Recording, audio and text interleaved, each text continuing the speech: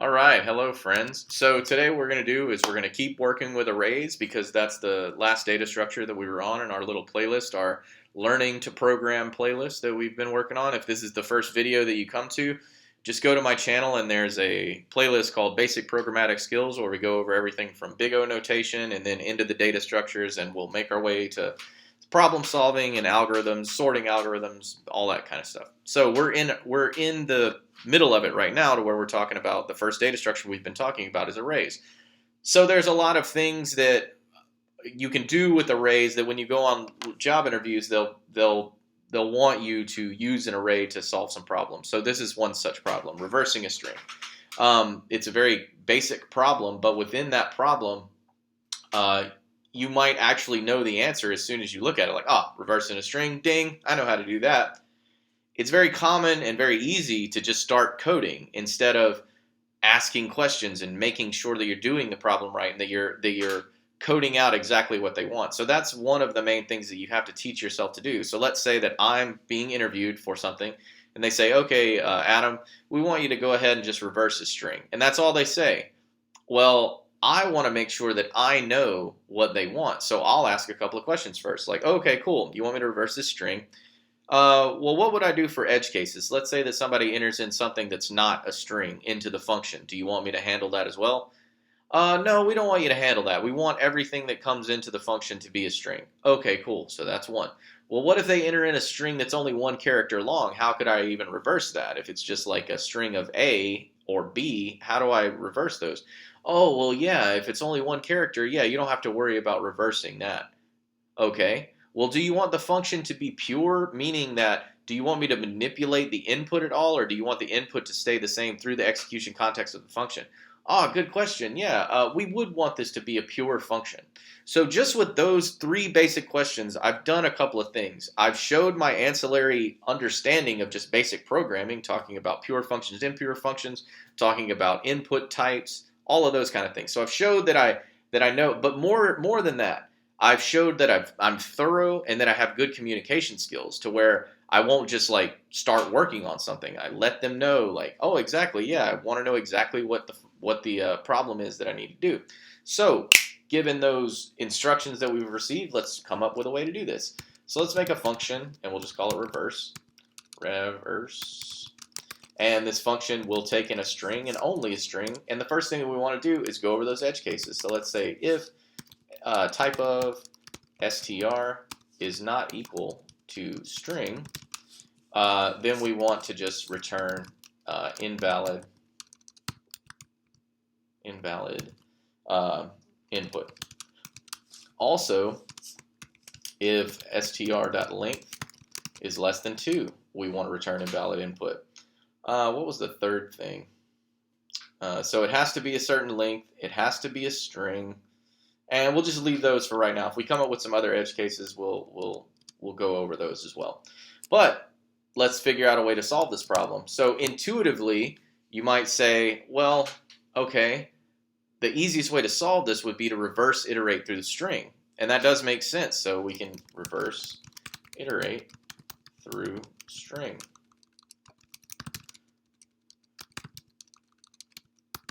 But since we're working with arrays right now, we can go ahead and switch this to an array, which would make it a little bit easier to do. So first thing that we're going to have to do, let's just set up a result. And the result is going to be an empty array, initialized as an empty array, meaning this is what we're going to push things to. And then we can const r right here, we can make an array, and that will just be str.split at the spaces. So real quick, I'll show you this because these are some array methods that you might need. So let's say that we have a string, and it's just 1, 2, 3, 4, 5. That's the string. Well, what if we console.log str.split right here? What if we just do that? And let's see what that gives us. Okay, so that gives us an array, but it hasn't split up any of the characters. It just gave us an array with a string in it. So if I put in 2 quotes right here, meaning I want to split at every character, and then we run that, you can see that it'll give us an array split at every character, which is kind of what we want. Now, if you put a space in between these, again, it will kind of operate as it did with the default and just give you back an array with a string, one single string in it. So what we want is we want to split it at every character. So let's erase this. And let's go back up here and let's continue building on our function. So we'll go, we want R to be str at to split at the spaces, and then we want a results array. So now this is where we can reverse iterate through the array, and we'll get rid of this comment right here. Okay, so now let's do our for loop. So we'll go for let I equals 0. Actually, we want I to be r.length minus 1 because we want to reverse iterate through. So we can actually make a variable for that. So we'll go const in, and I like to do this because it just keeps the code cleaner. Const in equals r.length minus 1. Okay, so we'll go let I equal in while I is greater than or equal to 0. We want a I minus minus. So real quick, let's just console.log, or yeah, console.log what will be at r at I. And we can actually, down here, we can just run the function, so reverse with the str passed in. And let's see what that gives us. So as we catch an error, const in, oh, because we did in before the array. We create the array right here, and then we did in right here. We had in above this. We had in on line 8, and creating the array on line 9, that won't work. So just a quick little mistake. Okay, so what this gives us is it's returning, it's console logging 54321, which is what we want. So instead of console logging it, we can just result.push r at I. And then down here, we can just return result. Now let's see what that gives us. If we run this, you can see we got to console log it. Alert, slurp. Okay. Now let's run it. And you can see it gives us an array with 54321. So just like with split, there's something else to take an array and turn it into a string. We can just use .join right here. This is an array method.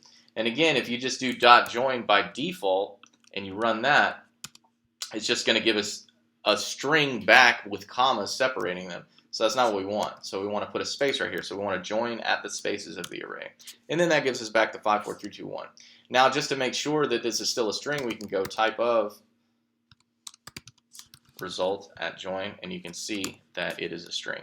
And again, this is a pure function because we haven't changed str at all. If we just console logged str right here, the input, you can see that the input is still actually the same. So we've returned something different. So that means it's a pure function. All right, so that's one way of solving it. And quickly, we'll go over another way to solve it real quick. So let's say that they were like, okay, cool. Do you know how to solve that in any other kind of a way? You can say, yeah, we can do something like this. We can find a midpoint, for example. And midpoints are good for flipping elements in an array or reversing arrays, things like that. So let's go function, and again, this will be just called reverse, and it'll take in a string. And again, we want it to be a pure function, so we'll go const r equals str.split at the spaces. Okay, so now that we have that, we want to find a midpoint. So let's go const midpoint equals, and again, we'll go const in equals r.length minus 1, just to keep the code a little bit cleaner. We'll go midpoint equals math.floor of n divided by 2. N divided by 2 means the array of the length of the array minus 1 divided by 2 will give us the center element. And math.floor meaning if it's, depending on if it's an odd or an even amount of elements within the string, the math.floor will just round down if we get a float in a division by 2. So let's make our for loop right here. We'll go for let I equals 0 while I is less than or equal to midpoint. So we're only gonna iterate up to the midpoint. We want to go I++. Okay. So here's where flipping elements comes in. Flipping elements is extremely common within programming. So it's just a paradigm to where you have a temp variable and then two elements that you're wanting to flip. You'll just see right here. So let's go let temp equal r at I. And then we'll go let r at I. We'll assign that equal to r at we have r at r.length minus 1 is n, so we'll go r at n minus I. So basically, if you do the math, what that'll say is it'll give us the last element minus I. So if I is at 1, minus 2, minus 3, so it'll decrement down that value. And then since we've assigned r at I to this, we need to assign r at n minus I to equal that temp variable up here. So now we've flipped the elements, so we can just return r right here. Right? So r was right here, we split it, we return it. Again, you'll see if we console log that out, we get the 5433, what? Hang on, did something wrong here. 1, 2, 3, 4, 5.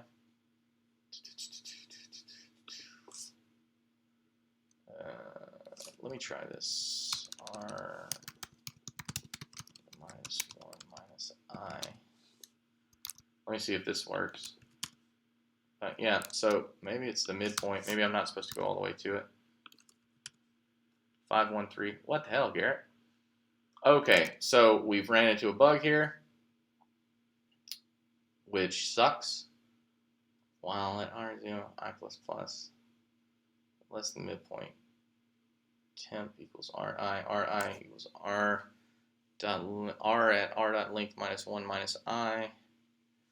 Yeah, here we go. That's what it was. Minus 1 minus I. And we'll clean this up. That's what it was. I didn't put the minus I right there. So 5, 4, 3, 2, 1. Okay, so what ended up happening right here, and it's good to work through little bugs like that. So what ended up happening right here is I had r.length just minus 1 right here. So r.length minus 1 is what I had. But we want to also remember to add the minus I right there. But since we have this in, while I was debugging, I took out this in, so we can just go in right here. So open n minus I, and then here we can go n minus I. Okay, so this should work. Now we're still getting back an array, 5, 4, 3, 2, 1, so again, we'll just do the dot join right here at the spaces. And it returns that, 5, 4, 3, 2, 1. So these are both pure functions. They both reverse a string, turn it into an array. They would both be considered, basically this would be O of n divided by 2, but we'll just call it O of n because you get rid of the constants. So O of n for this, space complexity would be O of n as well because we're creating another array. Same way with this, both O of n, space and time. So that's how you work with arrays a little bit. The next thing that we're going to go into, I think that we'll start our other data structures we'll move into. I think we'll do hashes next, or objects. And then after that, we'll do linked lists, doubly linked lists. Then after that, we'll do stacks and queues. Then after that, we'll do trees. So we have several more data structures to get to.